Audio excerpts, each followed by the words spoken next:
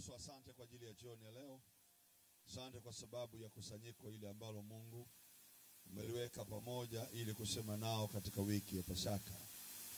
Asante kwa sababu ya wokovu na msamaha wa dhambi na uponyaji wa mwili. Asante kwa sababu ya neno lako, Roho Mtakatifu uliye katikati yetu. Asante kwa sababu ya yule aliyopo mahali hapa anayesikiliza maneno haya, yule ambaye anakwenda kuyasikia kutokea sehemu mbalimbali za dunia. Naomba kipawa chako kikapate kujidhihirisha katika hekima na maarifa na ufahamu. Palipo na mapungufu yetu ya uelewa, Roho wa Mungu katusaidie katika kusikia kwetu. Ni katika jina la Yesu ninazibariki na sadaka hizi watoto wako waume kwa wako walizozitoa.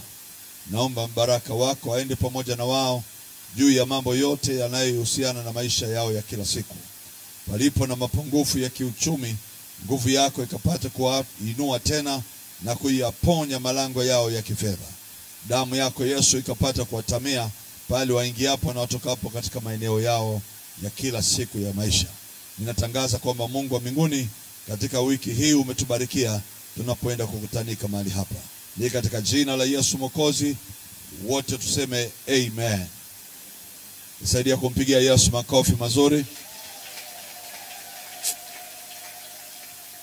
Niseme tena saa hii Mungu awabariki kwa kufika kwako.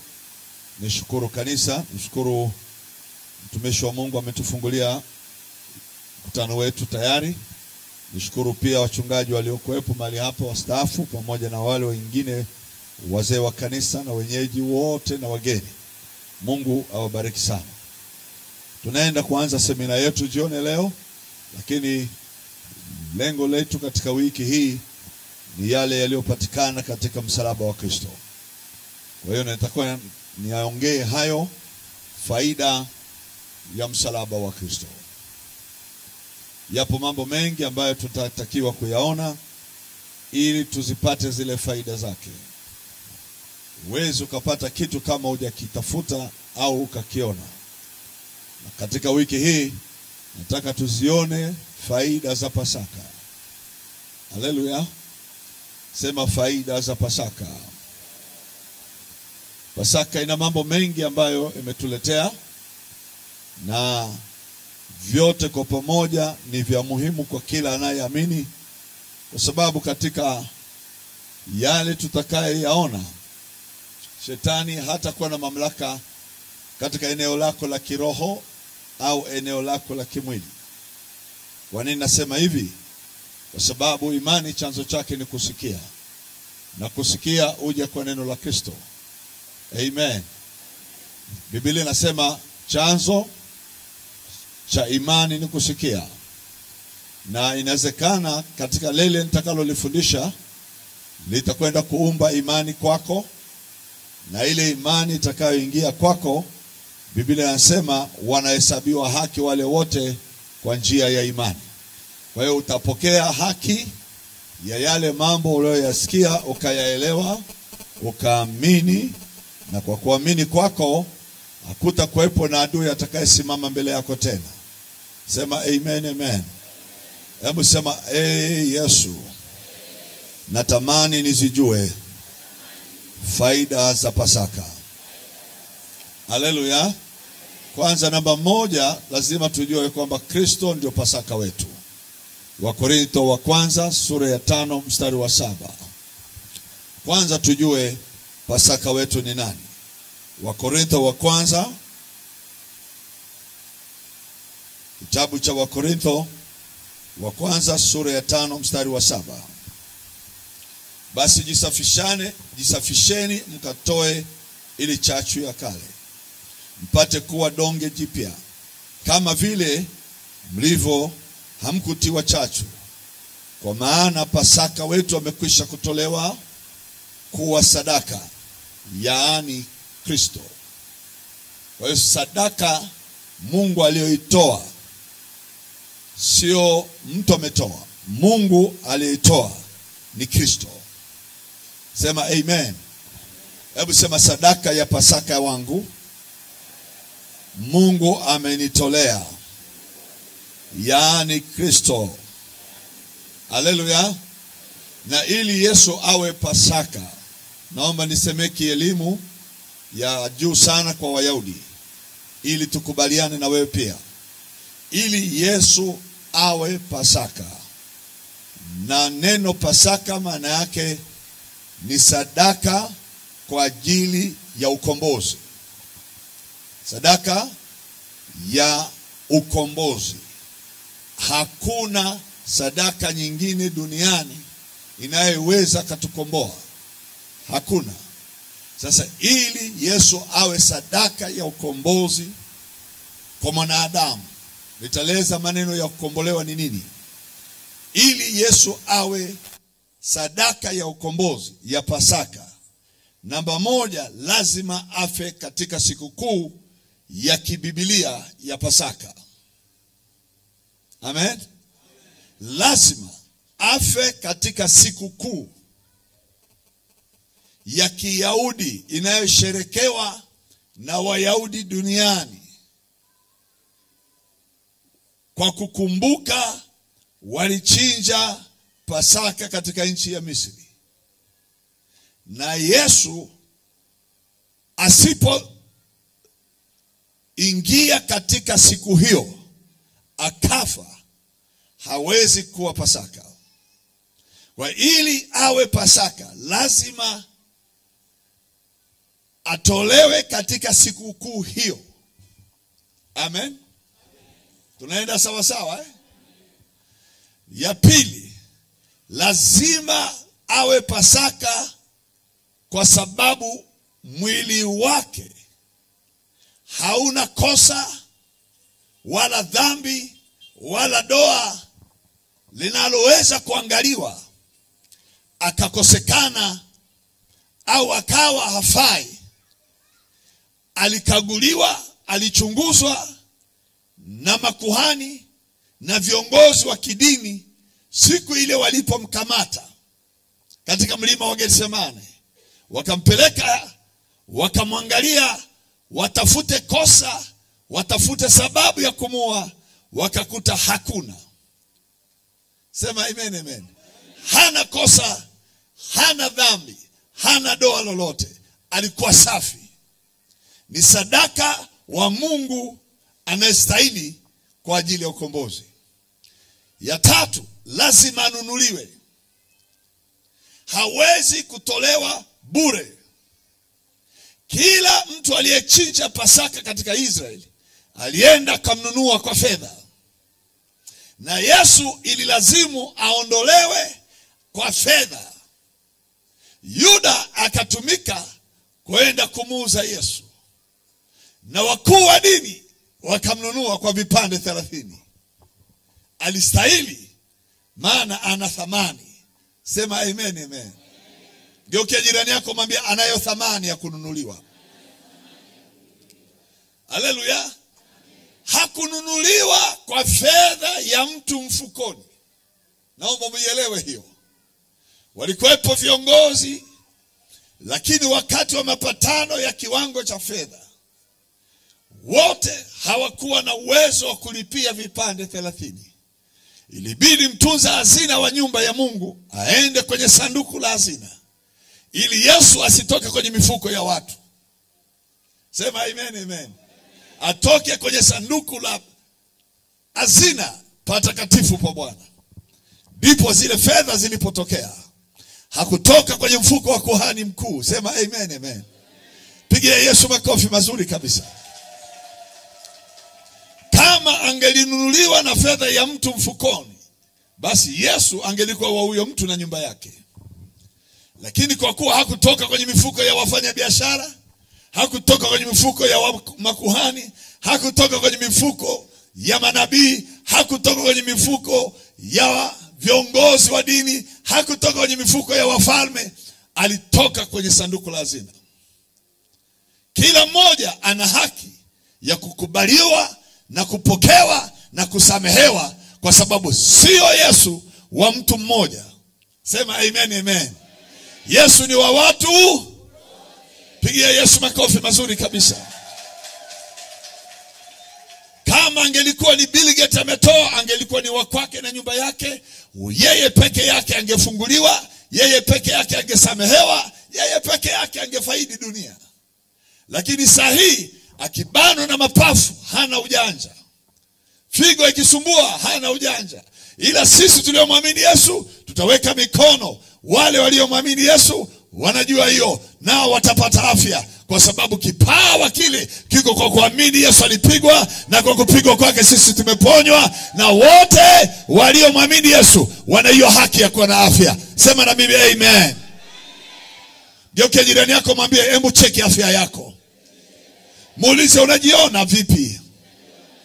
Kama unajisikia vibaya, kama unasikia kichefu, kama unakosa appetite, kama hauna usingizi usiku, hii Pasaka ni ya kwako, wala si mtu mwingine, ni yako wewe uliyemwamini. Hebu piga kelele, sema amen. Mwenye sauti aseme kwa sauti, ni haki yangu. Mwangalia jirani yako mwambie, afya yako ni haki yako. Haleluya. Kwa hiyo alistahili kuwa Pasaka. Kwanza alikufa siku hiyo tarehe 14 ya mwezi wa Nisani, kalenda ya Kiebrania, sio hii kalenda ya kwetu. Lakini hii kalenda ya sikukuu ya Pasaka tunayosherehekea hata leo, tunaenda kusherehekea wiki hii, lazima warudi kwenye kalenda ya Kiyahudi.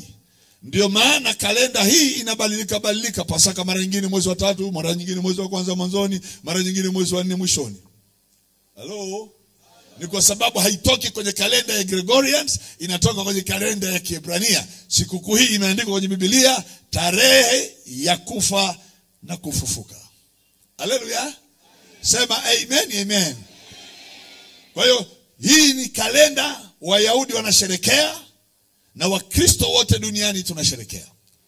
Siku Musa alipoambia wana wa Israeli kule Misri, nanyi mtamchinja Pasaka yule saa 9 mchana, saa jua linaenda kupunga, kabla ya magharibi hajaingia. Haleluya. Nanyi mtachukua ile damu. Yesu saa 9 mchana yuko Golgotha, anakata roho. Sema amen, amen. Ile saa kisu kinapita kwenye shingo ya mnyama, anakufa mnyama, damu inamwagika, naye yuko katika msalaba wa Calvary. Anasema, Baba, wasamehe hawa. Saa hiyo anakata roho. Haleluya. Alikata roho hivi, msamaha ukatolewa. Alistahili kuitwa Pasaka leo. Kwa tunachosherekea Pasaka iliyoanza baada ya anguko. Adam na Eva walichinjiwa mnyama na Mungu, wakavalishwa ngozi ya mnyama. Ile tarehe alianguka, na ile tarehe aliyechinjiwa mnyama akavalishwa ngozi, ile tarehe exactly ikatembea, ikaja mpaka kwa Abraham, ikaja kwanza kwa Nuhu na wanae, na ikatoka ikaenda kwa Abraham. Tarehe hiyo hiyo aliyekuwa Abraham amempeleka mwanae kumtoa kwa sadaka, tarehe hiyo hiyo ndio tarehe Musa na wana wa Israeli wakiwa Misri walichinja Pasaka. Tarehe hiyo hiyo walisherekea kila mwaka wa Israeli, na ilipofika tarehe 14 mwezi wa Nisani, Yesu alikuwa ameingizwa katika hatia ya kila dhambi ya mwanadamu, akawekwa msalabani tarehe hiyo hiyo. Na leo hii tuko kwenye wiki ya kusherekea ukombozi tulioupata, sio tu wa dhambi peke yake, lakini kuna mengi tunayopata. Na katika hayo yote lazima tuyafaidi, tuyafurahie, tuyaishi maisha hayo, kwa sababu ni haki yetu. Sema amen, amen.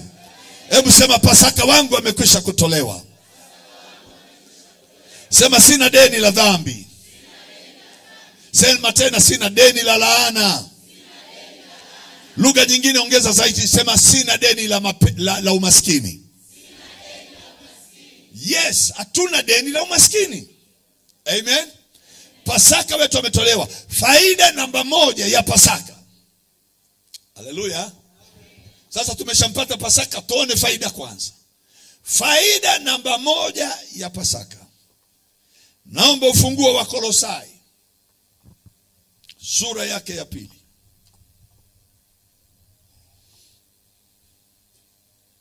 Mstari wa 13 na 14 na wa 15. Wakolosai sura ya 2 mstari wa 13, 14 na 15. Nitasoma. Biblia inasema, na ninyi mlipokuwa mmekufa kwa sababu ya makosa yenu na kutokutahiriwa kwa mwili wenu, aliwafanya hai pamoja naye, akiisha kutusamehe makosa yote. Sema amen. Hebu sema, alinifanya hai, akiisha kunisamehe makosa yote. Yote. Yote. Ongeza sauti, yote. Sema, katika jina la Yesu nilishasamehewa yote. Kuna wahubiri watakwambia, kumbuka dhambi ya babu yako, dhambi ya bibi yako. Ndugu yangu, tusikumbushane tuliosamehewa. Asante kwa hiyo amina chache. Tusikumbushane kisichoishi sahihi na sisi tena. Soma mstari wa 14. Akiisha kuifuta ile hati iliyoandikwa ya kutushitaki. Ya nini? Alifanya nini? Sema, aliifuta ile hati iliyoandikwa ya kutushitaki na hukumu zake.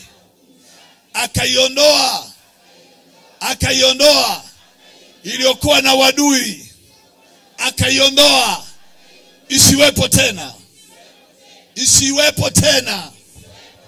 Imeandikwa isiwepo. Anayekukumbusha babu yako alitenda dhambi, nyanya yako alitenda dhambi, lazima utubie. Anamaanisha Yesu hajafa bado, anatakiwa afe tena. Sina dhambi ya babu, sina ukumbusho wa babu yangu alikosea wapi. Mbele za Mungu hiyo hati ya mashitaka imefutwa. Ilikuwa na wadui na hukumu, ikaondolewa, isiwepo. Kama wewe bado unakumbuka dhambi ya babu yako, unatubia kila siku, uko kwenye dhambi mpaka kesho. Kama unaamini Biblia inachosema dhambi ya babu, Agano la Kale tuliambiwa tutahukumiwa kwa dhambi za mababu, lakini Yesu alipokuja Agano la Kale likafika mwisho, Agano Jipya likaanza. Lilipoanza Agano Jipya, lilienda kwenye kuanzia Adamu, likatembea mpaka kwa leo, likaenda mpaka miaka ijayo. Ikaondoa ile hati iliyoandikwa yenye mashitaka na hukumu zake, isiwepo. Na kama unakumbuka, hujasamehewa. Na kama unamkumbusha Mungu dhambi ya babu yako, maana yake hujamwamini Yesu alikufa. Mwangalie jirani yako, mwambie, mara ngapi unakumbukaga? Na wahubiri wa leo ni wahubiri wengi wanaotukumbusha. Na niwaambie athari ya kukumbuka mambo ambayo Mungu amesahau. Lile kosa litarudi tena na litakutesa. Hata kama unasema nisamehe, lakini huku Biblia inasema ulishasamehewa makosa yote na kufanywa hai baada ya kusamehewa, na akaifuta hati na akaondoa hukumu iliyokuwa na wadui kwetu, isiwepo tena. Alafu wewe unakumbusha. Twende Warumi tukaangalie. No, not Warumi, Waebrania. Twende. Haleluya. Mpo hapa? Shauri yenu mnaokumbuka kila siku.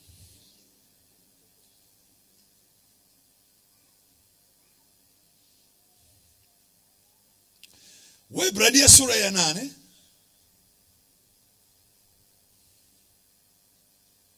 Naanza mstari wa 6. Lakini sasa amepata huduma iliyo bora zaidi, Yesu, kwa kadiri alivyo mjumbe wa agano lililo bora, lililoamriwa juu ya ahadi zilizo bora. Sema amen. Hebu sema, huduma bora, ahadi bora, agano bora. Twende mstari wa 7. Maana kama lile la kwanza, agano la kwanza, lingalikuwa halina upungufu, nafasi isinge itafutwa kwa lile la pili, agano jipya. Agano la kale lina upungufu. Tunaelewana eh? Sema amen, amen. likawa halina nguvu ya kutokoa, ikalazimu lije agano lingine. Wakati wa agano la kale tulichinja wanyama na damu ya wanyama haikuweza kutusamehe, haikuweza kutusafisha. Upungufu wa ile nguvu ya ile damu ya wanyama likaonekana halistahili tena kuwepo, likaondolewa lisiwepo tena. Sema amen, amen.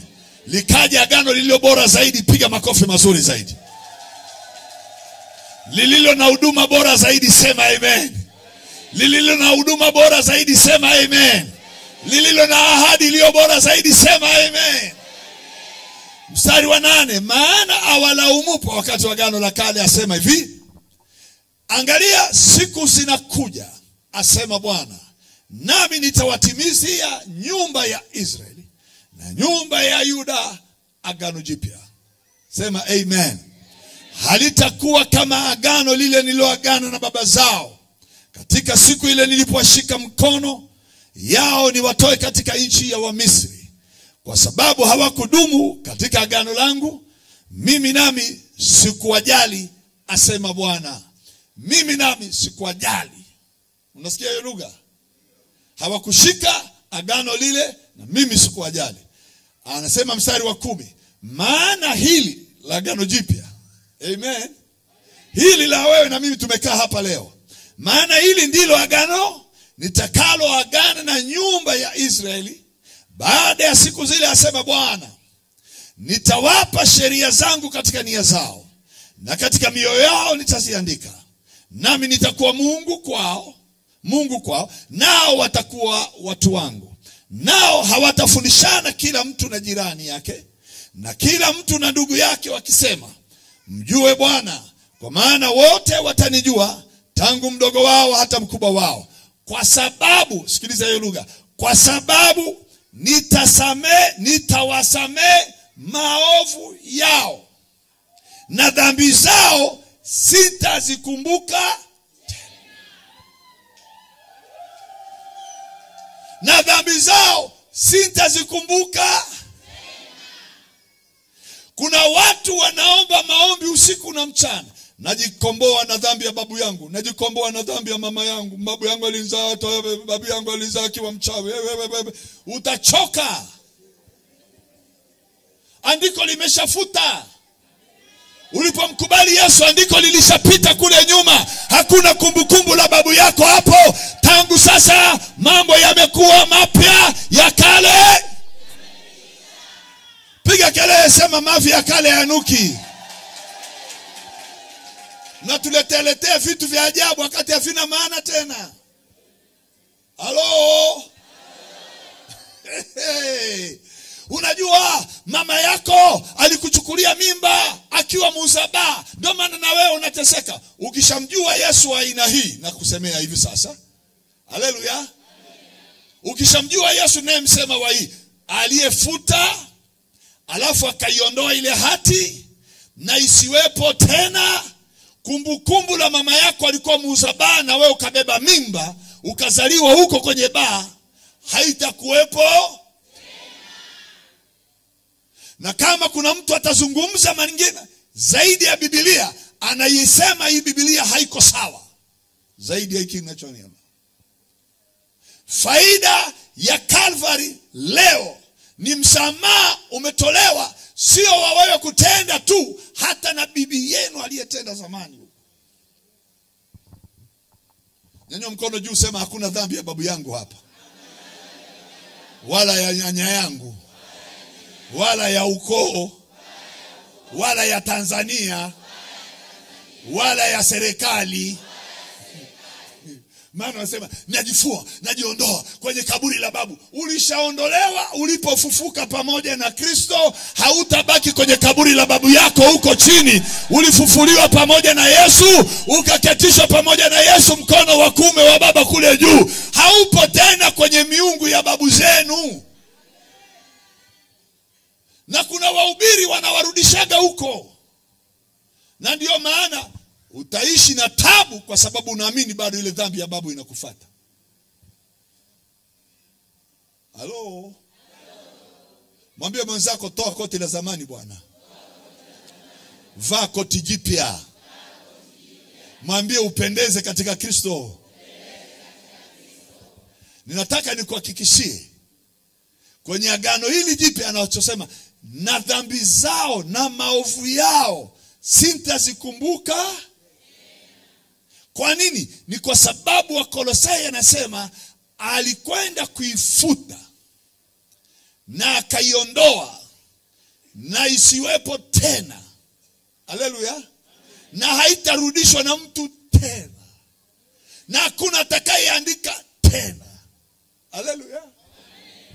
Atakaye jaribu kuleta kalamu aandike, mama yako, babu yako kwanza walikuwa hajafunga ndoa.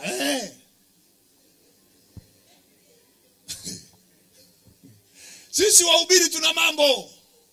Wahubiri, Mungu atusaidie. Tunaweza tukajikuta tunashangilia jambo ambalo halikuhusu, unafikiri lipo bado. Ingelikuwa dhambi ya babu yako bado ipo, Yesu asingelifanya kazi tena. Hana kazi. Faida gani ya kuwa na Yesu? Mimi na Uyahudi wangu niondoke kwa Musa nije kwa Yesu, faida gani basi?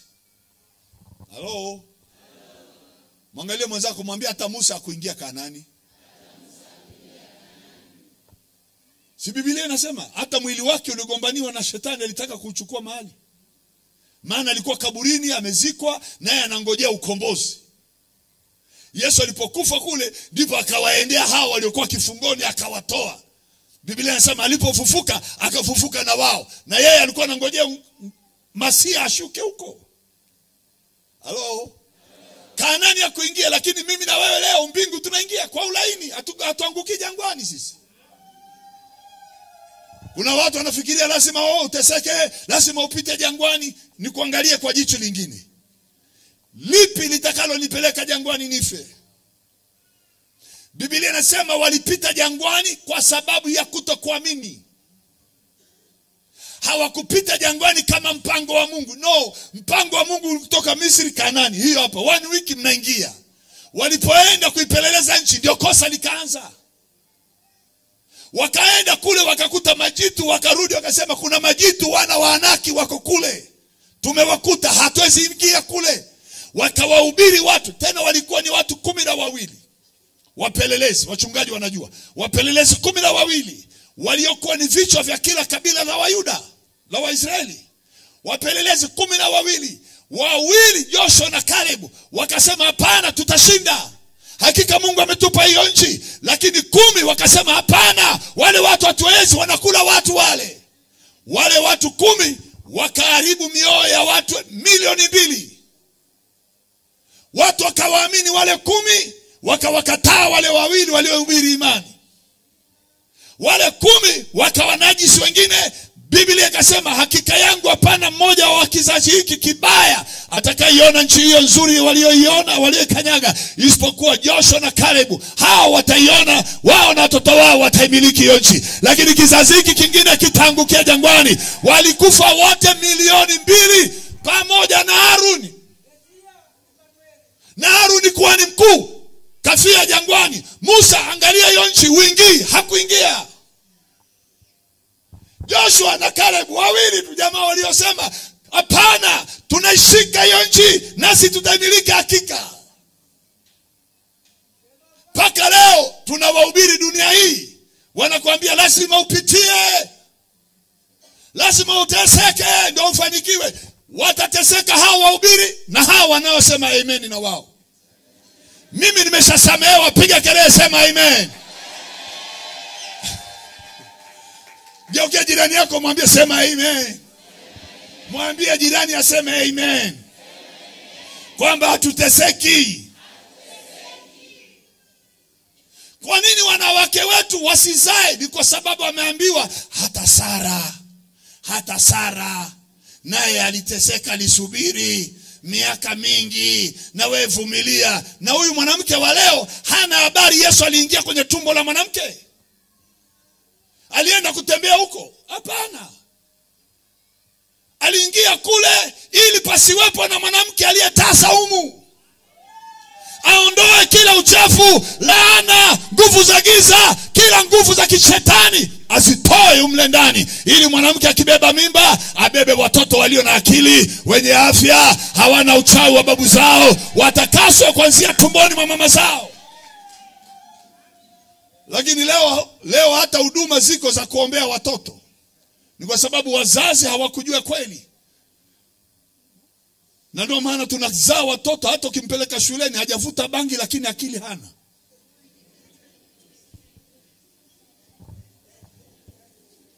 Mtoto anavutwa masikio na mwalimu, mpaka leo tumeweka sheria mwalimu usimpige mtoto.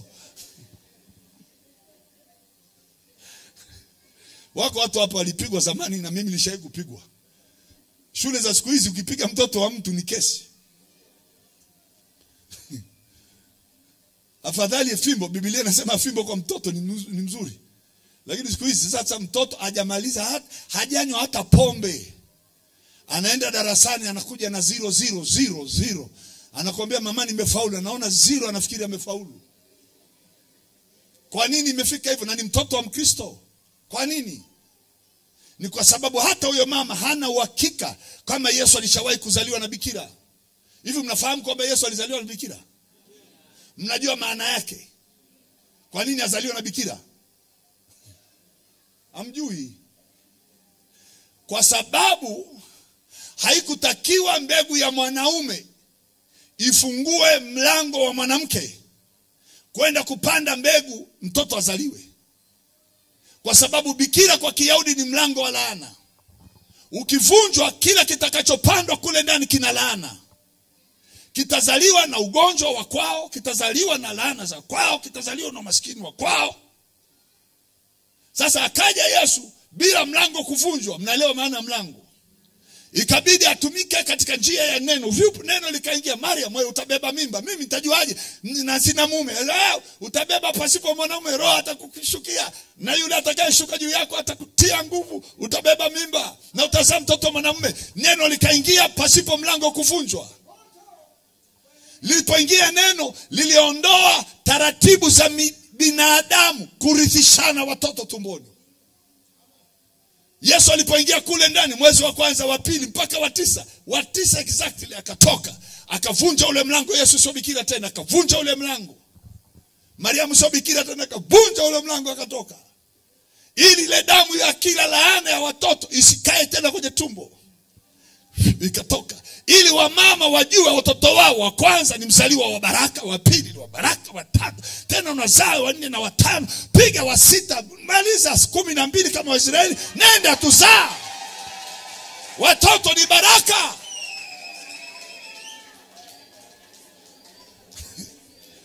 Kama hujazaa nenda kazae haraka.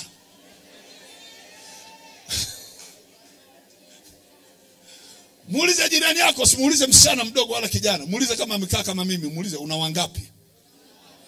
Mwambie kaongeze.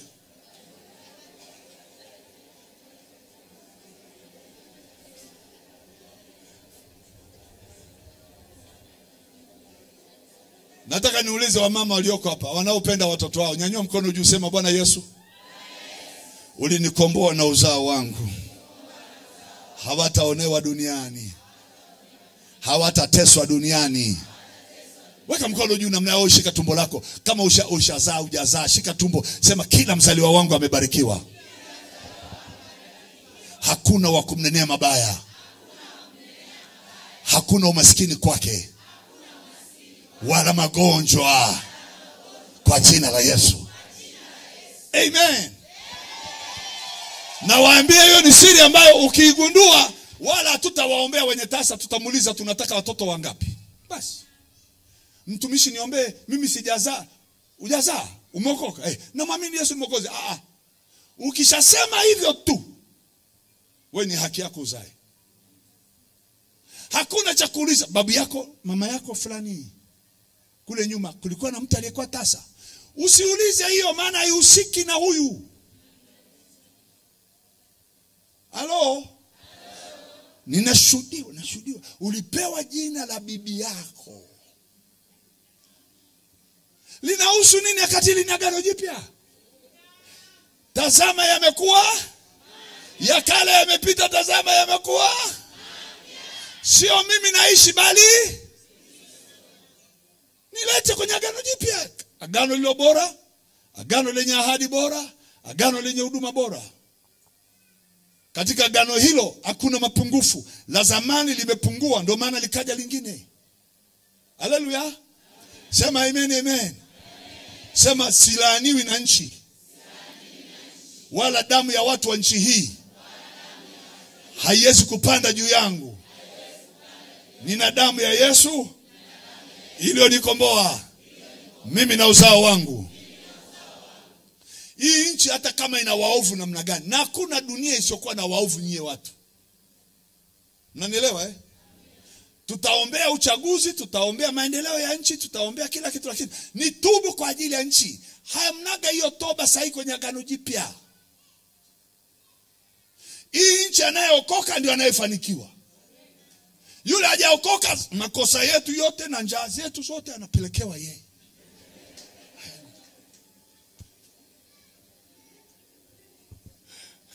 Mwambie jirani yako shauri yao.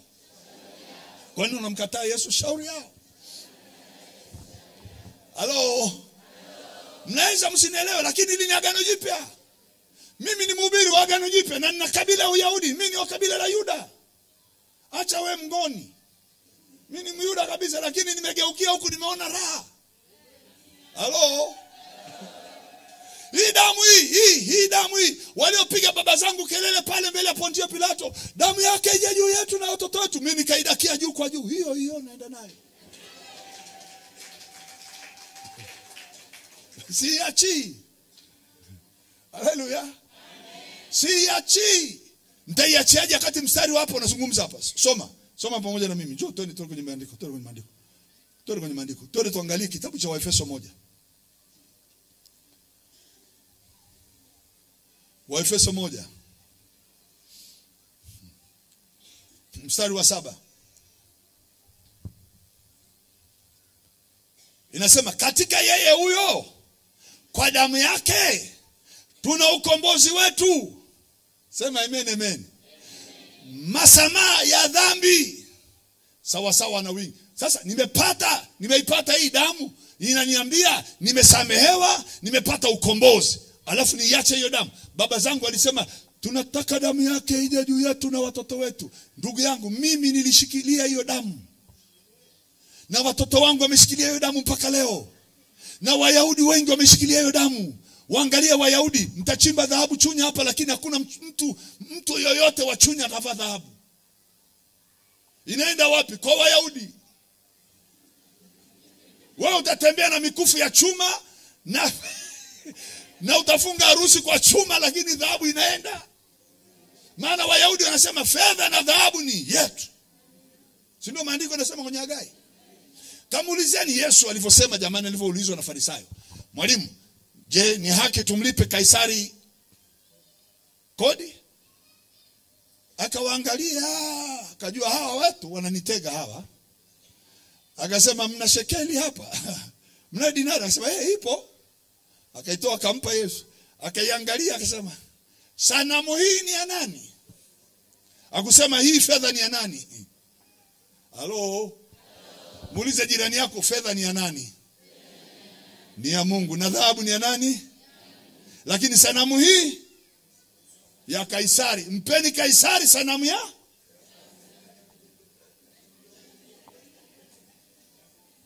Yokea jirani yako mwambie bado hauna pesa.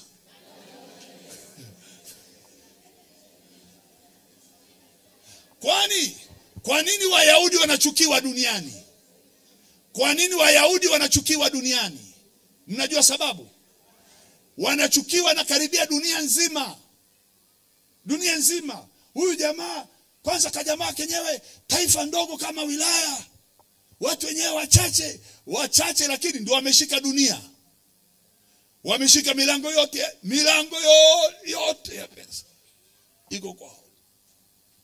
Kila ukitengeneza simu ya mkononi, teknolojia ni Myahudi mmoja, kijana mdogo wa miaka 30, miaka 18, 20 ametengeneza.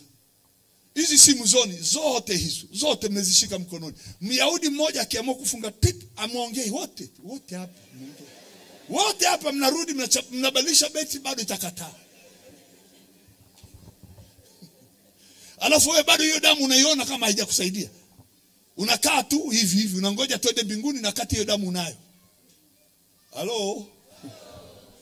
Wakifunga tu hata TV tunaangaliaga tu Azam mwenyewe analipa kodi huko ili situletee picha huko. Vyombo vimekaa hewani huko juu huko.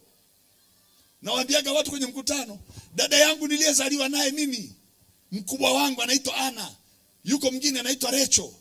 Huyu Ana aliyenitangulia, mume wake, familia yao ndio yenye kushika anga ya dunia. Kwa picha, mawasiliano, usalama na kila kitu.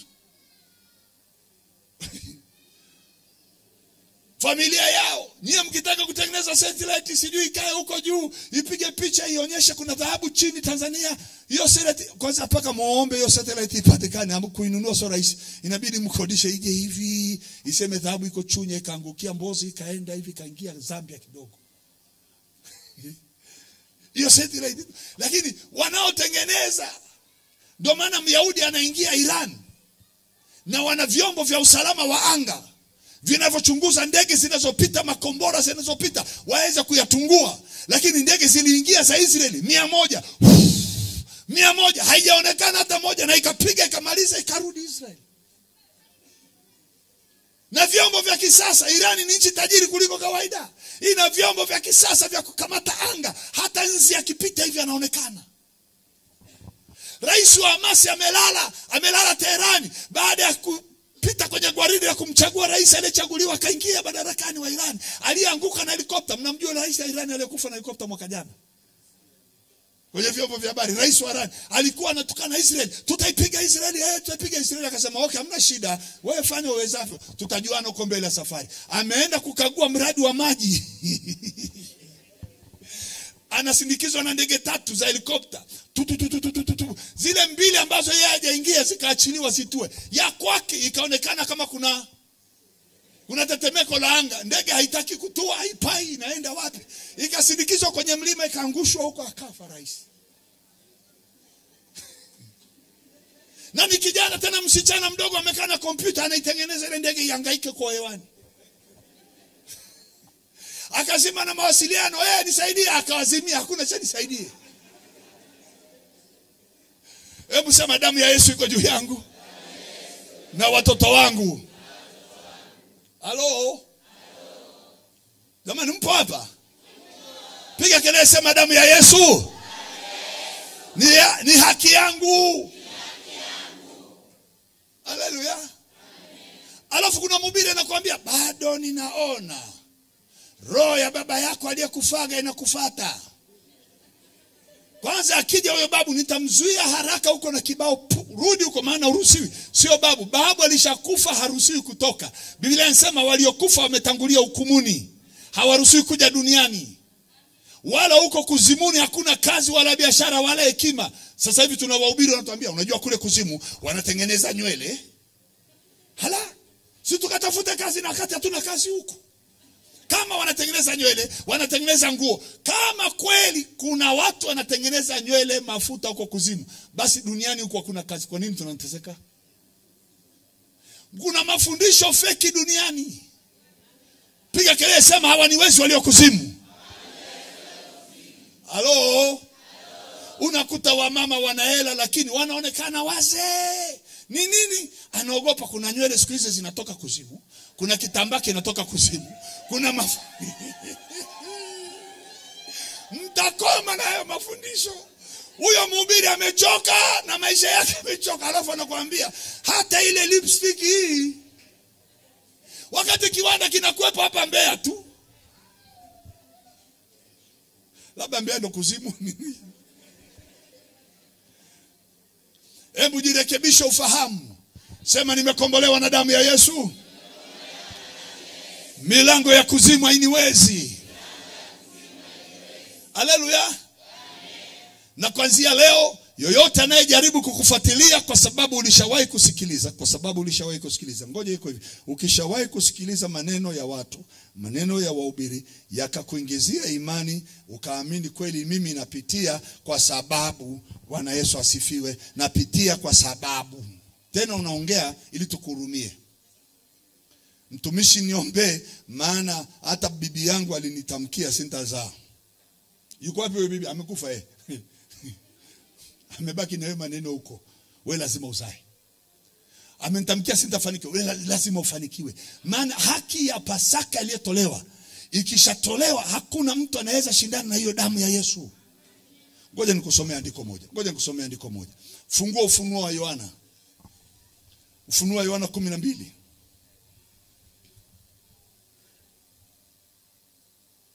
Ufunuo 12.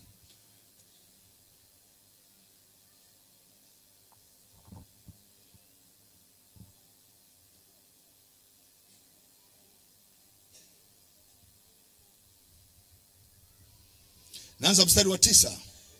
Lakini maana yangu inakwenda kwenye mstari wa 11. Sema amen, amen. Mstari wa 9, Ufunuo wa Yohana 12. Yule joka akatupwa, yule mkubwa, nyoka wa zamani, aitwaye Ibilisi na Shetani, audanganyaye ulimwengu wote, akatupwa hata nchi, na malaika zake wakatupwa pamoja naye. Mnajua maana kutupwa? Sawa Alitupwa. Hebu sema alitupwa.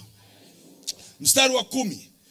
Nikasikia sauti kuu mbinguni ikisema, sasa kumekuwa wokovu na nguvu na ufalme wa Mungu wetu na mamlaka ya Kristo wake, kwa maana ametupwa chini mshitaki wa ndugu zetu. Yeye anayewashitaki yeye awashtakie mbele za Mungu wetu mchana na usiku. 11. Nao wakamshinda kwa damu ya mwana kondoo. Sema amen, amen.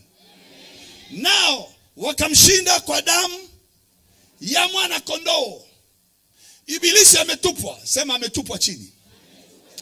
Na Yesu alipokuja duniani, amen, alimkuta Ibilisi wapi? Huko duniani katika nchi. Ni sawa sawa? Si mnashawahi kusoma hilo andiko? Siku ile Yesu anatoka katika mto wa Jordan, amebatizwa na Yohana, akachukuliwa na Roho akapelekwa hata nyikani, akafunga siku 40. Naye yule mwovu akamjia. Si sawa sawa? Akamwambia, kama wewe ni mwana wa Mungu, yageuze mawe haya kuwa mkate. Akamwangalia akamwambia, sikiliza, mtu haishi kwa mkate tu, bali kwa kila neno litokalo katika kinywa cha Mungu. Ibilisi akachoka hapo, akasema ngoja nijaribu lingine. Yaani eneo la wewe kujaribiwa, utakula, utaishije? Mnanisikia watu wa Mungu? Lile sio jaribu la Yesu, lilikuwa jaribu lako. Jambo la wewe kujaribiwa kuhusu kupata chakula halitakuwepo kwako tena. Lazima utakula tu. Lazima utakula tu. Sema amen. Sema watoto wangu watapata riziki tu. Jaribu la pili, akaonyeshwa dunia, akaambiwa ukinisujudia kidogo nitakupa miliki yote hii. Akajibiwa kirahisi tu. Imeandikwa, msujudie Bwana Mungu. Shetani akakosa jibu. Maana yake wale wanaosema lazima uwe Freemason ndio ufanikiwe, waongo. Waongo. Mbingu na nchi ni mali za nani? Kwisha. Tena ameweka kiti cha enzi mbinguni, chini amewapa wanadamu watawale. Shetani hatawali hapa tena. Hatawali. Amefufuka kwa wafu, anasema nimepewa mamlaka yote mbinguni na wapi? Hatawali tena hapa duniani. Huna haja ya kumogopa. Huna haja ya kumhofu. Sema amen, amen. Akaleta jaribu lingine. Unajua, akamweka juu ya kinara. Ukijitupa atakuagizia malaika, akasema usimjaribu Bwana Mungu wako. Haleluya. Maana yake kuna wakati wewe lazima uinuliwe, uwe na cheo, uwe na nafasi ya mahali fulani. Sema amen, amen. Lakini kile cheo ni Mungu anakupa, sio Ibilisi. Kwa hiyo Mungu ndiye anaweza kainua watu, yeye ndiye anainua watu, na yeye ndiye anayeshusha watu. Haleluya. Biblia inasema watu wanyenyekevu neema anakuinua, bali wenye viburi anawashusha. Haleluya. Sasa Ibilisi ametupwa chini. Alipotupwa, Yesu akamkuta huko akamshinda. Alipotoka huko nyikani, akaja akamkuta hekaluni, amekaa ndani ya mtu. Jamaa likapiga tuna nini nawe? Unatutesa. Akamwambia funga kinywa. Umtoke huyu mtu alasirudie tena. Yesu akatafuta watu 3, 4, 5, 12 akawaita wanafunzi. Akamwambia sikilizeni, nimewapa mamlaka ya kukanyaga nyoka na nge na nguvu zote za yule adui, wala hakuna chochote kitakachowazuru. Akatangaza nafasi shetani hata inuka, wala nyoka, wala nge, wala nguvu za mapepo, wala wachawi hawataweza kuinuka tena. Wamewekwa chini ya nyayo zako, ili sisi tukatawale pamoja sahihi katika Kristo, kwa sababu tumemshinda kwa damu ya nani? Mwana kondoo ameshinda. Ongeza sauti, mwana kondoo ameshinda. Hakuna neno zuri kama hilo. Alafu ukiwa Moraviani hauna hela na unasema hivyo, shauri yako. Mgeukie jirani yako mwambie kama hauna hela, ili tamko la nini unaongea? Ili ni tamko lenye ushindi. Haleluya. Au nikupe ushindi mwingine uone? Si nimekwambia tumesamehewa? Hebu sema nimesamehewa. Dhambi zote na hati ya mashitaka imefutwa. Na hakuna kuandikwa tena. Atakayeandika amejiandikia yeye. Amen. Ikaondolewa isiwepo. Akaigongomelea msalabani. Nilikuwa sijamalizia pale. Akaigongomelea msalabani, akashangilia kwa ukogo, akatangaza mapinduzi ya kwamba ibilisi hata tawala ndani ya hawa watu tena. Haleluya.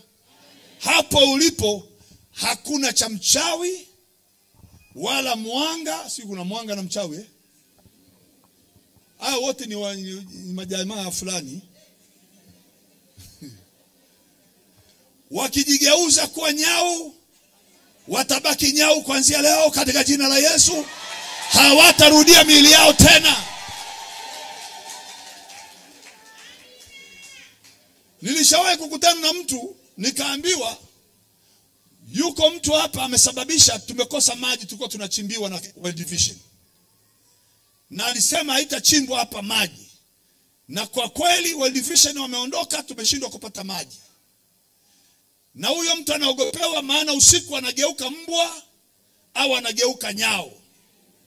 Nikasimama kwenye jukwaa nikasema huyo mtu nimeingia kwenye huu mji asijaribu akageuka nyau tena. Aende kwenye nyumba za watu, atabaki nyau mpaka kaburini. Na yeye alivyo wa ajabu, akanizarau nimevaa kakasuti, akatoka awe nyau. Msikiaga nyau wengine wanapita juu ya nyumba. Alafu mama anamka asubuhi miguu inavimba. Siku hiyo kajaribu 12 kasoro, nagongewa na mchungaji mwenyeji. Tumishi amka, kuna wageni. Kaambia wa nini tena asubuhi na hizi mapema? Sema amka tu wewe, amka mtumishi wa Mungu amka. Nikaamka, natoka nje, nikakuta mama na wasichana wake wawili. Mama, shida ni nini? Baba, wananipigia magoti. Baba, naomba tusamehe. Mume wangu alizarau ulipoongea jana. Nini? Ulisema asibadilike kwa nyau, na yeye akajifanya anajua, akabadilika akaenda huko na huko. Sasa amejaribu kurudia mwili wake, ameshindwa. Yuko wapi? Yuko nyumbani. Analalamika mno mpaka saa hii. Naomba tusaidie. Nikaondoka na mchungaji mwenyeji na washirika wawili, tukafika sio mbali. Nikafika nikakuta pale kitandani nyau amelala. Nikaambia utabaki hivyo hivyo. Hivyo hivyo.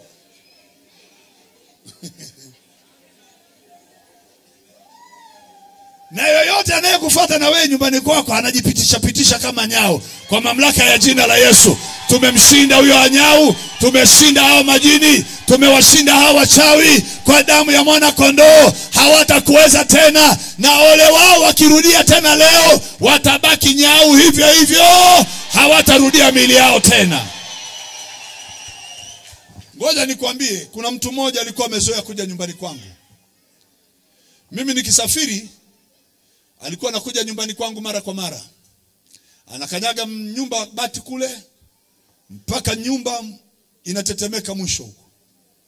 Mama na watoto wanapiga maombi, piga maombi. Unajua kuna mama wanajua kuomba lakini saa nyingine maombi yao yanakuaga feki. Kwa sababu wanaomba katika uoga. Ukiomba katika uoga imegoma.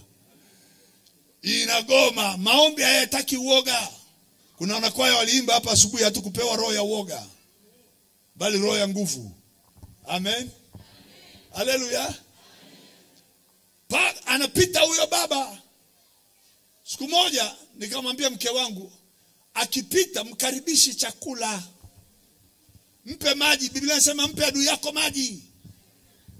Usiombe, usikemee, mwambie karibu tafadhali. Mama akasema wewe. Taomba siku moja huyu mtu apite. Siku hiyo niko nyumbani nimekaa kwenye kiti changu na kunywa maziwa, nikasikia bati na kanyagwa saa 2 ya usiku. Mama na watoto wakaniangalia. Leo zamu yako. Nikasema hamna shida. Musikemee. Mama alishaanza shindwa. Nikamwambia acha hiyo shindwa yako leo. Jamaa kakaa kwanza nusu dakika afa akakanyaga. Alipofika hapa usawa mimi nimekaa. Hakutembea. Na mimi kasema tafadhali bwana, mimi ndio baba mwenye nyumba. Naomba usipite, njoo ndani ya nyumba sahi. Mama kanikodea,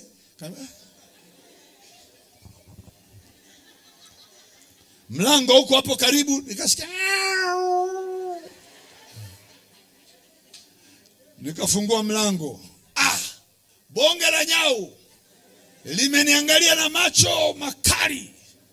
Nikamwambia, tafadhali bwana, karibu, kumbe ni wewe. Ingia ndani, kuna maziwa. Naongea hivi kama ninavyoongea hivi. Ingia ndani. Akachungulia kwanza, akamwangalia mke wangu. Nikamwambia achana na yule mama. Anakusumbuaga kila siku na kwa jina la Yesu shindwa. Wewe ingia bwana. Jamaa kaingia. Nikachukua maziwa kwenye kisahani cha chai nikampa. Kunywa maziwa, karibu. Na yeye alivyomjinga kalamba. Ngambia endelea tu. Endelea.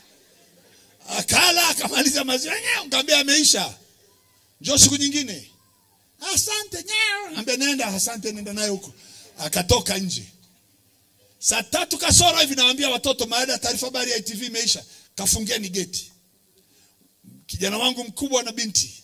Nina mtoto nilimzaa, wa kwanza wa kiume, wa pili wa kike. Na niliwazaa haraka maana nilikuwa na nguvu. Sasa mbona mmecheka? Unazaa mwaka hujaisha, mwingine unazaa mwingine. Ni faida. Wewe unakuja kuzaa umeshazeeka, shauri yako mimi na sasa hivi ni wazee kama mimi wakubwa. Nimekwambia na mjukuu naenda kumozesha, mjukuu ana miaka 24. Hebu piga hesabu na mimi hapa nilipo. Ni mjukuu na miaka 24. Sasa mama yake yuko na ngapi? Nilioa kwanza nikiwa kijana. Hii mambo ya kusumbuka barabarani sikutaka mimi. Nilimwangalia msichana mmoja akamwambia, wewe leo hii tunamaliza biashara, tunaenda kufunga harusi. Mambo ya kuomba na kutubu na kusamehewa, twende kwanza mimi sijui nimeoteshwa ndoto, sijui kama mimi nimekupenda. Basi. Maana kuna wadada hapa nao mpaka waoteshwe waone maono ndio utamkubali mwanamume. Utazeeka. Yuko dada mmoja alikuwa mjinga hivyo. Akafuatwa na vijana 3 4 anakataa. Paka Mungu aseme nami, paka Mungu anionyeshe, paka. Kijana mmoja anaitwa Yakobo akasema, "Unataka Mungu, ngoja nitakuja tu." Nyumba ilikuwa ni ya majani. Akaja usiku na tochi ya betri 3, akafungua ile paa la nyumba, akamulika kitanda. Mimi ni Gabriel. Ukaolewe na Yakobo. Dada akashukuru, akapiga magoti. Asubuhi anafuata Yakobo, amesema na mimi, kumbe hamna. Eti Yakobo. Betri ya tochi ya betri 3. Unangojea mpaka Yakobo aje kwenye paa. Utachelewa sana. Wewe umeona mwanakwaya hapa ameimba, yuko anamshukuru Mungu, anasifu. Anza hapo mpango. Bwana Yesu huyu. Usiende kwenye baa, chagua humu. Mimi mwenyewe nimeangalia hapa kasema watoto wangu angekuja hapa, yuko mmoja hajaoa.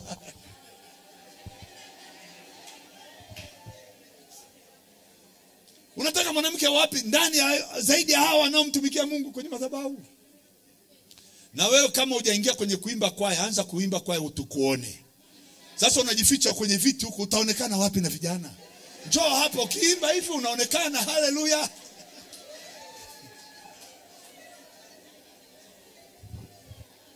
Unajificha umekuwa mgambo. Tokeza hapo. Haleluya. Haleluya.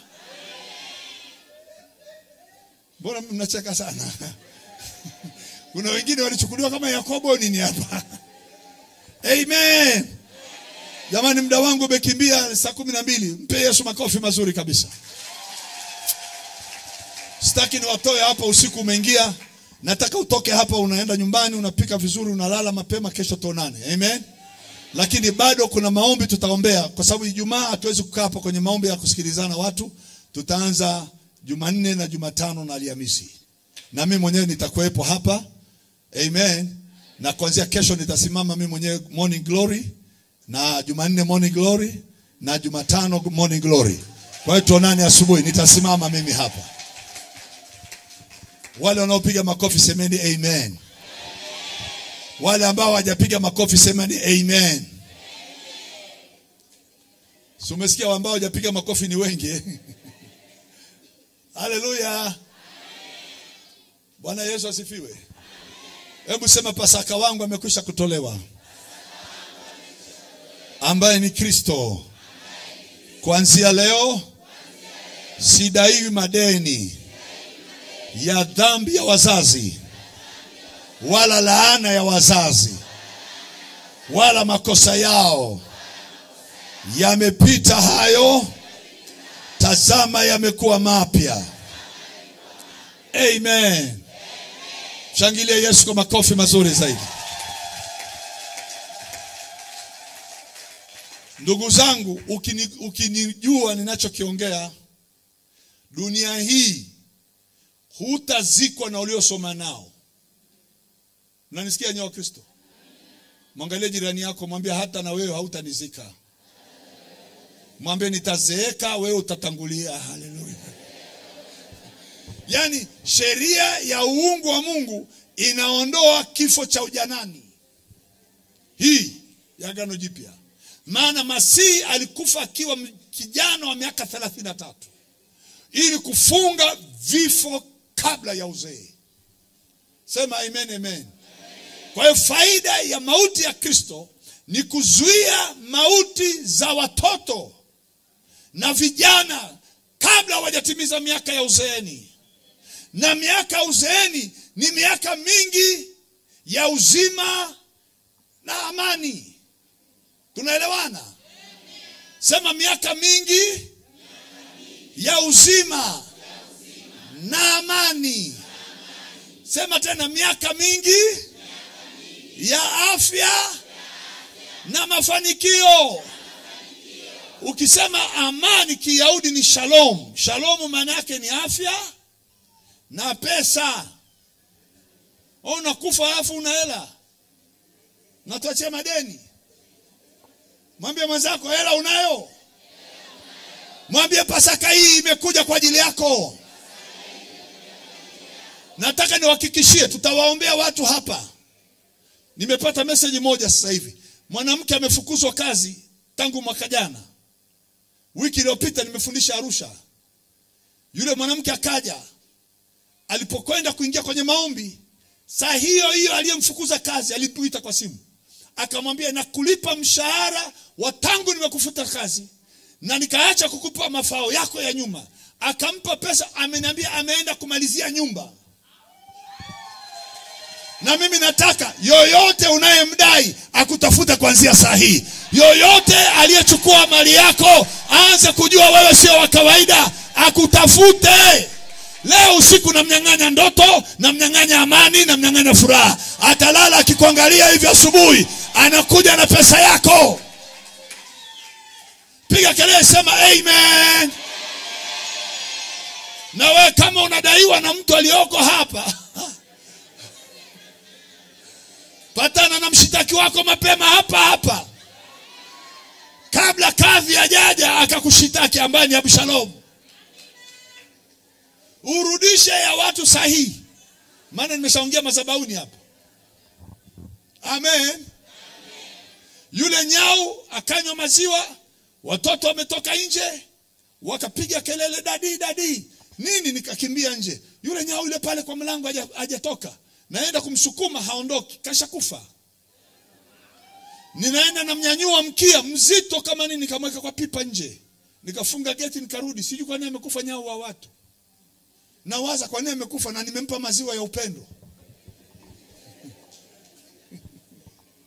Kwani kuna ubaya gani? Mpeni adui akikuomba kitu. Sasa hivi ukimwona adui yako kama mlokole, unasema shindwa kwa jina la Yesu, ndio unakimbia. Badala adui akukimbia, wewe ndio unamkimbia adui. Walokole wa siku hizi wamebadilika. Wanaogopa chuma ulete. Wewe kama unajua chuma ulete, mimi nitakupa hela yangu, ukachume ulete.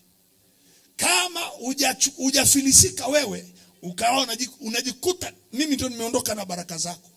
Biblia inasema atakaye kulaani na atakaye kubariki. Haleluya.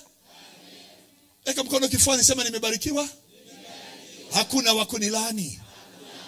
Kwa damu ya Yesu nimeshakombolewa, nimesamehewa, na dhambi zangu akumbuki. Tangu sasa mtu asinitabishe. Mwilini mwangu ninazo chapa zake Yesu. Nimeponywa, nimesamehewa, nimefunguliwa kwenye mashitaka, na kesi yangu imefutwa, imeondolewa isiwepo tena. Tangu leo nitatawala na kumiliki katika jina la Yesu. Amen. Mpigie Yesu makofi mazuri kabisa. Nilikuwa nataka nikupe andiko lingine, lakini naona muda umeenda. Muda umeenda. Ni wape? Kwenye faida hii Pasaka ni wape? Mchungaji unaniruhusu? Fungua basi Ufunuo wa Yohana 5. Ufunuo wa Yohana 5. Naanza mstari wa 8. Ufunuo wa Yohana 5 na mstari wa 8. Hata alipokitoa kile kitabu, hao wenye uhai wanne na wale wazee 24 wakaanguka mbele za mwana kondoo. Kila mmoja wao ana kinubi na vitasa vya dhahabu vilivyojaa manukato, ambayo ni maombi ya watakatifu. Na waimba wimbo mpya wakisema, wastahili wewe kukitoa hicho kitabu na kuzifungua muhuri zake, kwa kuwa ulichinjwa ukamnunulia Mungu kwa damu yako watu wa kila kabila na lugha na jamaa na taifa. Ukawafanya, unasikia hiyo lugha? Ukawafanya kuwa ufalme na makuhani kwa Mungu wetu, nao wanamiliki juu ya nchi. Nao, na mimi hapa nawaona watu wa kila kabila na lugha na jamaa na taifa. Hapa tuko watu wa kabila nyingi. Sema amina, amina. Na katika hao wewe ni mmoja wapo, waliokombolewa wakanunuliwa kwa damu ya Calvary. Umenunuliwa kuwa mali ya Mungu, sio ya mtu, ya Mungu. Sio ya mchawi, ya Mungu. Na yeye Mungu akaona vema, akawapa ninyi huo ufalme na ukuhani. Mwisho zaidi akamalizia, nao ninyi hapa mbinguni wanaongea haya, sio duniani wanaongea. Mbinguni wazee 24 na wenye uhai 4 wanamwambia Mungu kwa wimbo. Unaimbwa wimbo mpya mbinguni, wakimwambia, wastahili wewe kukitoa hicho kitabu, maana umemnunulia Mungu kwa damu yako watu wote wa kabila zote na lugha zote na taifa na jamaa, yani ukoo, na ukawafanya wanaimba huo wimbo. Hata leo wanaimba, hata sahi na ubiri hapa wanaimba. Ni wimbo umeleta shamra shamra mbinguni, kwamba kuna watu duniani huko wamenunuliwa. Mali sasa ni ya Mungu, ya hao watu, sio mali ya watu, na hao watu wanamiliki juu ya nchi. Nataka nikuangalia hivi kuanzia leo, juu ya nchi hii hakuna kiumbe cha rohoni kitakacho kumiliki wewe. Hakuna majini wala uchawi, hakuna uganga wala laana, hakuna aina yoyote ya nguvu za giza watakao miliki afya yako. Hamna. Watakao miliki uchumi wako hawana hiyo amri tena. Piga kelele, sema amen. Weka mikono yako miwili vizuri namna hii, sema kwa damu ya Yesu iliyomwagika kwenye mikono yake imeninunua, sintamilikiwa na mwingine. Na kwa damu hiyo nimepewa haki ya milango ya mafanikio. Kila kazi ya mikono yangu imebarikiwa, imebarikiwa, na hakuna wakulaani, hakuna uchawi wala uganga wala majini. Kwa damu ya Yesu nimewashinda hao, nami namiliki juu ya nchi. Amen. Ukiwa umekaa hivyo hivyo, angalia nyayo zako chini, angalia tu miguu yako, usinyapandishe miguu. Angalia miguu. Hebu sema kuanzia leo nimepewa haki kwenye miguu yangu. Kila nitakapokanyaga, nitakanyaga maadui zangu, nitakanyaga uchawi, nitamkanyaga nyoka na nge na nguvu zote za yule adui. Nitawakanyaga niingiapo na nitokapo. Hawatainuka kinyume na mimi tena. Kwa nguvu ya damu ya Yesu katika miguu yake ninapokea haki na nguvu na uwezo wa kutawala katika kila eneo nitakayopoenda. Miguu yangu imetiwa haki ya kutawala, ya kumiliki juu ya nchi. Amen. Pigia Yesu makofi mazuri. Nataka nikuhakikishie, nimeombea maeneo yako mawili. Nimeyaombea maeneo yako mawili, japo nimetamkia wanawake maeneo yao ya uzao. Hakuna mwanamke atakayelia juu ya watoto, mzaliwa wa kwanza hata wa mwisho. Maana nimesema pale mwanzo, Yesu amekaa tumboni. Deni la watoto wako limeisha. Tunaenda sawa sawa. Maana nyie ndio mnakuja hapa mnaomba mnalia mpaka tunafikiri unapigwa na mume wako, kumbe unaombea mtoto. Sasa mtoto wako kuanzia leo atapata kazi, atafaulu mitihani, atapata ndoa, atafanya biashara. Piga kelele, sema amen. Ataachana na tabia mbaya za uvutaji wa bangi, ataachana na ulevi, ataachana na ukahaba, hata nyanyaswa duniani. Kila mzaliwa wa tumbo lako amebarikiwa, awe mkijana awe mzee, akiwa ametoka tumboni mwako amebarikiwa. Sema wamama wote amen. Na nikasema nyingine, sikuombei kama hujawahi kuzaa, natamka tu unatakiwa uzae. Na ni mapatano, unataka mtoto wa kiume, wa kwanza, wa pili, wa kike au mapacha. Hiyo ndio mambo ya kuongea. Sema amen, amen. Na kama hujazaa, umechelewa miaka 10, mwaka huu unabeba mimba ya watoto hawa. Na utawabeba hawa wawili, mmoja msichana, mmoja mvulana. Msichana atafanana na mama yake, kijana atafanana na baba yake. Tunagawana huko. Maadamu umechelewa miaka 10, sema amen, amen. Mnanisikia nyewe watu? Ninapozungumza hivyo, wako watu ambao zaidi ya 10,000 nimeshaongea na wao hivyo, na wameletea ushuhuda, watoto wamepata. Haleluya. Na mimi nataka yule aliyechelewa miaka 10 kuendelea. Wale ambao wamechelewa miaka 2 3, no problem, unazaa mtoto wa kiume wa kwanza. Yakobo anaitwa, potelea mbali, ni Yakobo anaitwa Israeli, huyo aliyebarikiwa na Bwana. Sema amen, amen. Maana jina Yakobo ni jina zuri. Amen. Ni Yaakov. Maana yake huyu ni baba ambaye ameshindana na kushinda.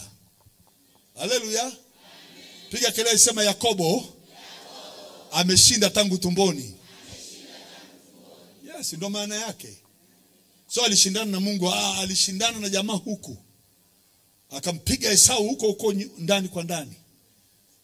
Vita vikaisha. Anakuja huko Esau anauza tu urithi kwa dengu na chapati. Biashara inaisha. Haleluya. Sema amen, amen. Alipoitwa Israeli, maana yake atakayeelekea Mungu alipo. Isra ni kama mwelekeo. Eli, Mungu atamwelekea Mungu. Amen. Sema amen, amen. Haleluya. Kwa hiyo kama umechelewa chini ya miaka 10, mtoto wa kiume wa kwanza, mtoto wa pili wa kike. Ukitaka kuongeza mwingine ongeza vile utakavyopenda, lakini mimi nimeshatangaza hiyo. Mafuta ya Bwana yako juu yangu kwa ajili ya kutangaza baraka hizo. Umeshazipokea. Lakini kwenye eneo la kazi, ninyi wote hapa nikiwaangalia, maana nimechunguza sadaka zenu, nimeangalia nikakuta sadaka zenu zimepungua. Aliyejitahidi ametoa 5,000. Yesu alichungulia nini?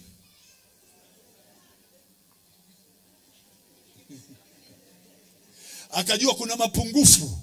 Tunaelewana Sasa na mimi nataka mapungufu yale yaliyopungua, ile mikono yenye kuchururiza damu ya Golgotha, ile mikono ile iliyolipa thamani ya kazi yako na ubora wa kazi yako uonekane.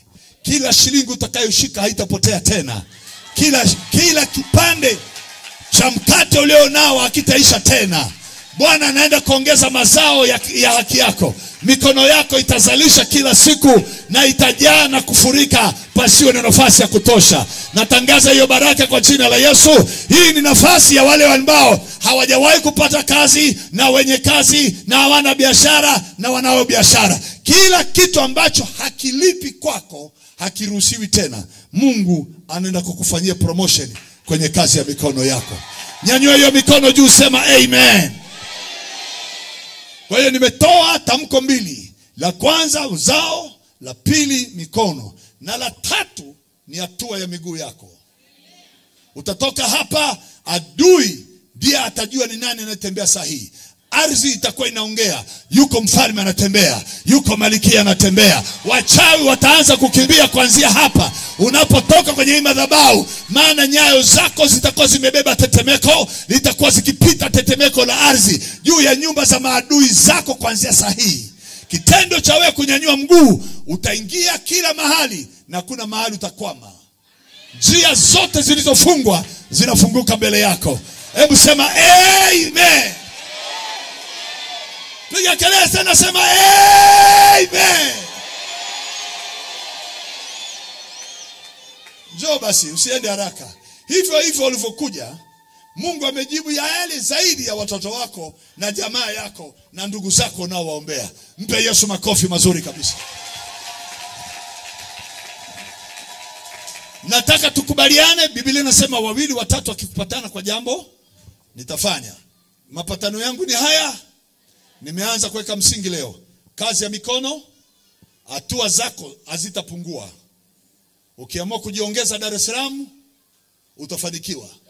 Ukiamua kujiongeza Mbeya mjini, ukiamua kumuondoa jirani yako mwambie niuzie nyumba, ataondoka haraka.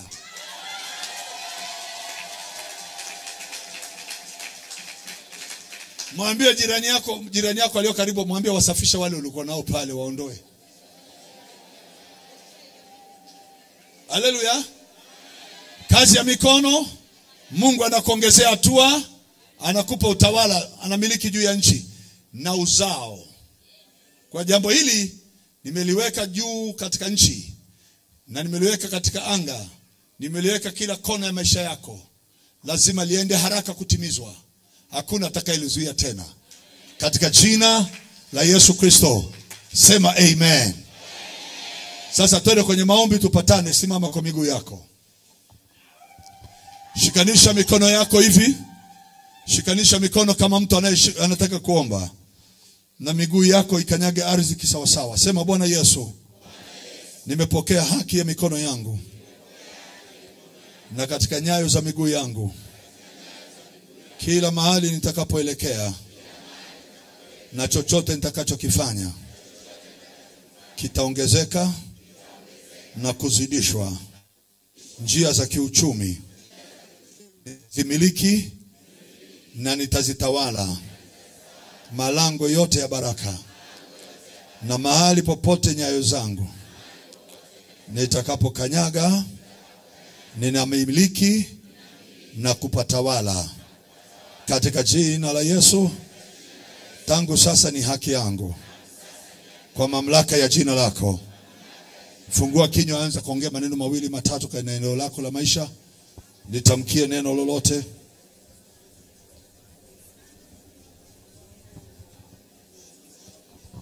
Tamka neno lolote. Tamka neno lolote. Usifungue mikono. Shikilia mikono. Inawezekana unamshikilia mwanao mkono yake. Unashikilia ndoa yako. Shikilia hiyo mikono. Inawezekana kuna biashara unaishikilia ipate haki. Kuna mikono ilikuwa inapoteza, sasa haitarudishwa kupotea tena, haitarudia kupoteza. Shikilia nyayo zako hizo hizo. Kile kiwanja unachokitaka, shikilia hicho kiwanja. Ile nyumba ulioanza kuijenga, shikilia hiyo nyumba. Nyayo yako iliyokanyaga kwenye uwe eneo, lazima imalize hiyo nyumba. Lile eneo ulotamani kulinunua, lile jengo ulotaka kulichukua, ile biashara ulotamani kuianza, ishikilie kwenye mikono ya damu ya Yesu. Ishikilie katika jina la Yesu. Kuna haki iliyoko hapo kwenye hiyo damu. Leo hii lazima upewe haki hiyo. Kwa jina la Yesu Kristo, upewe utawala huo. Kwa jina la Yesu.